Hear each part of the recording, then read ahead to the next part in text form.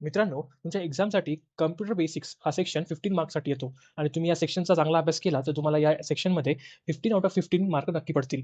तर तुमच्या तयारीसाठी आजच्या व्हिडिओमध्ये मी इनपुट, आउटपुट डिव्हाइसेस या टॉपिकवरती काही एमसीक्यू क्वेश्चन आणले आहेत, जे की एक्झाम पॉइंट ऑफ व्ह्यूनी अत्यंत महत्त्वाचे आहेत.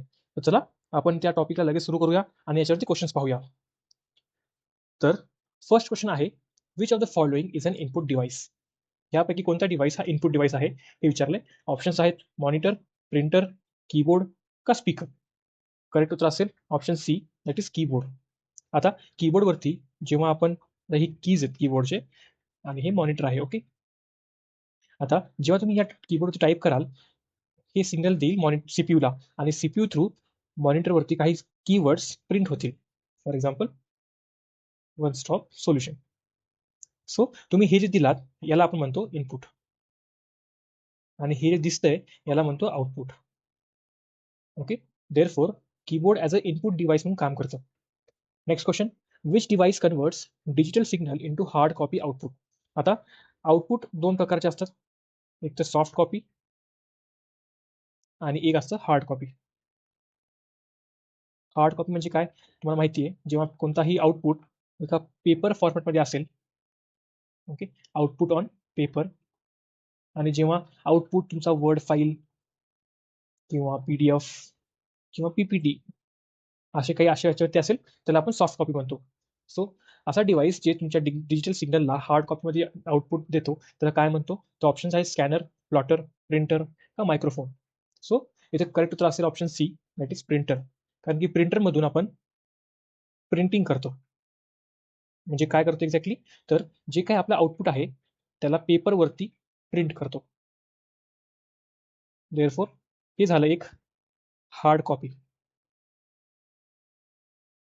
म्हणून आपला आन्सर आहे सी.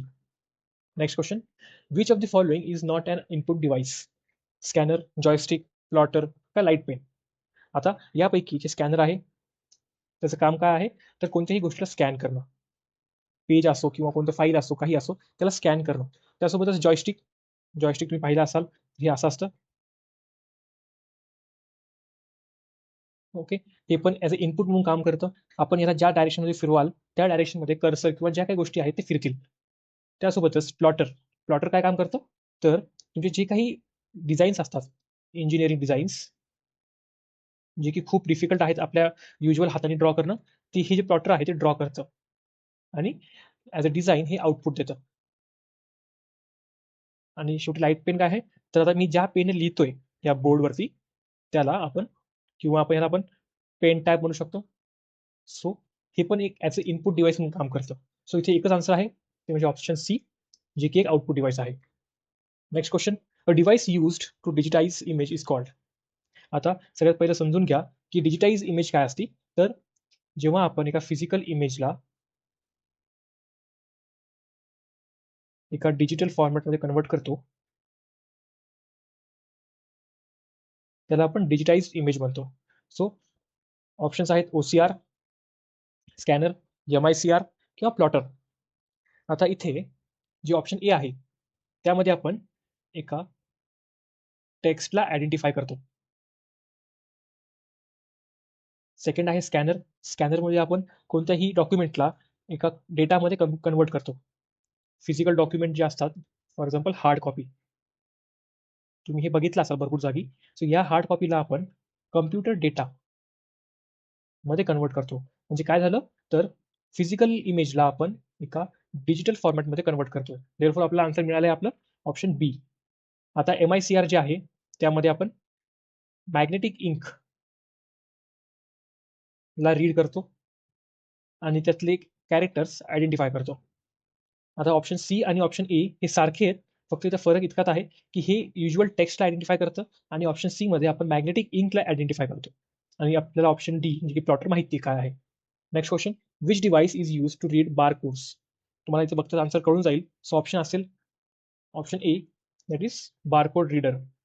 ओसीआर मध्ये आपण टेक्स्ट रिकग्नाइज करतो. त्यासोबतच ओएमआर, ओएमआर म्हणजे काय, तर तुम्ही ज्या शीटवरती तुमचे आन्सर्स लिहिता, आता फॉर एक्झाम्पल असेही ऑप्शन्स आहेत, आपण एक्झाममध्ये यातल्या एका गोलला सर्कल करतो, हे इंकनं भरतो. सो हे जे आहे याला आपण ओएमआर शीट म्हणतो. आणि प्लॉटर तुम्हाला माहिती आहे. Next question, which of the following is used for voice input to a computer? Options आहेत मायक्रोफोन, स्पीकर, प्लॉटर का मॉनिटर. आता इथे विचारलंय व्हॉइस इनपुट. सगळ्यात पहिलं तुम्ही या ऑप्शनमधून इनपुट डिव्हाइसेस कोणते कोणते आहेत ते ओळखा. मायक्रोफोन हा डिव्हाइस इनपुट आहे, स्पीकर हा आउटपुट डिव्हाइस आहे, प्लॉटर पण आउटपुट आहे आणि मॉनिटर पण आउटपुट आहे. सो तुम्ही तरी असा या अप्रोचने गेला तरी तुम्हाला आन्सर मिळेल, बट याचा आन्सर असंही सोपा आहे. Voice input म्हणलंय. सो आता मी या व्हिडिओला जो व्हॉइस इनपुट देतोय ते एका मायक्रोफोनने देतोय किंवा आपण याला माईक म्हणू शकतो. देअरफॉर हे असेल करेक्ट उत्तर. Next question, which output device is mainly used for large engineering drawing? आता या क्वेश्चनचा आन्सर तुम्हाला मी याच्या मागच्या काही क्वेश्चन्स सांगितलं आहे.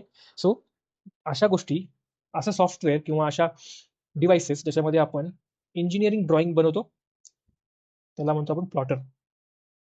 असे डिझाईन्स जे की हँडनी ड्रॉ करणं खूप अवघड असतं त्याला आपण प्लॉटरनी ड्रॉ करतो. Next question, which of the following is a soft copy output device? Options आहेत प्रिंटर, प्लॉटर, मॉनिटर का all of the above. So याचे करेक्ट उत्तर असेल option C, that is monitor. आता प्रिंटरमधून आपण काय करतो तर पेज प्रिंट करतो, जे की एक हार्ड कॉपी आहे. Same for plotter. Therefore option D ते येणार नाहीये. राहिला ऑप्शन कोणता तर मॉनिटर. कारण की आपण जे काही आपले पीडीएफ आहेत किंवा वर्ड फाईल आहेत ती मॉनिटरवरती पाहतो, म्हणून हे झालं soft copy. Therefore answer will be option C.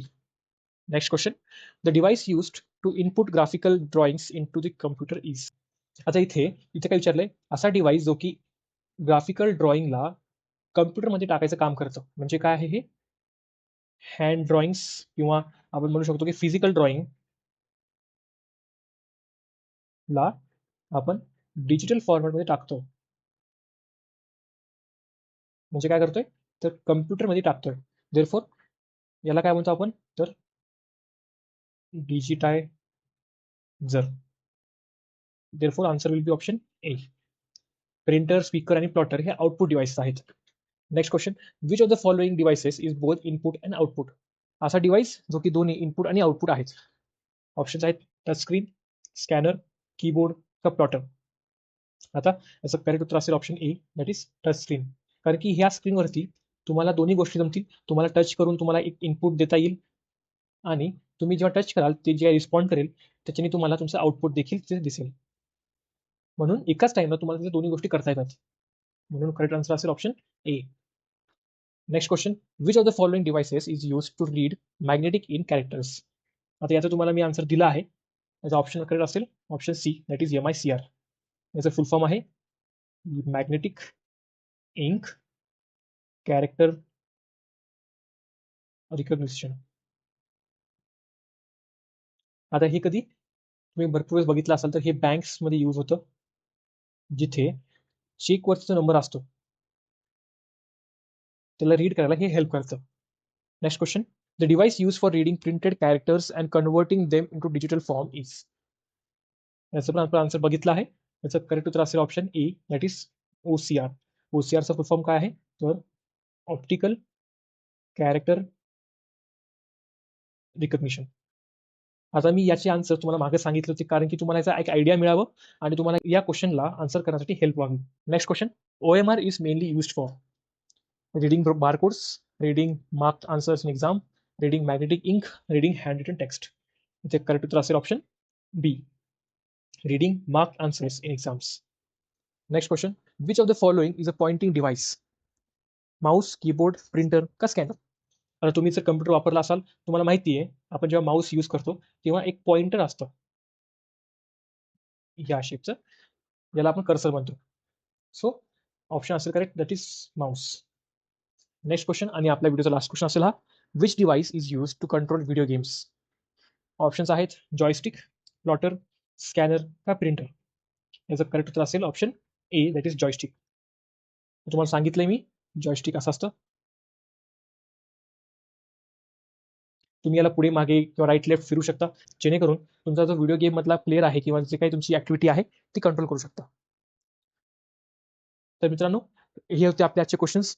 जर व्हिडिओ शेवटपर्यंत पाहिला असेल तर आपल्या व्हिडिओला लाईक करा, आपल्या मित्रांसोबत शेअर करा आणि अशाच व्हिडिओसाठी आपल्या चॅनलला सबस्क्राईब करा. आता मी दररोज असे व्हिडिओ आणणार आहे जेणेकरून तुमचे कन्सेप्ट्स आणि क्वेश्चन्स त्यासोबतच प्रॅक्टिस ही पूर्णपणे चांगली होईल. चला आपला हा व्हिडिओ इथे थांबूया. धन्यवाद.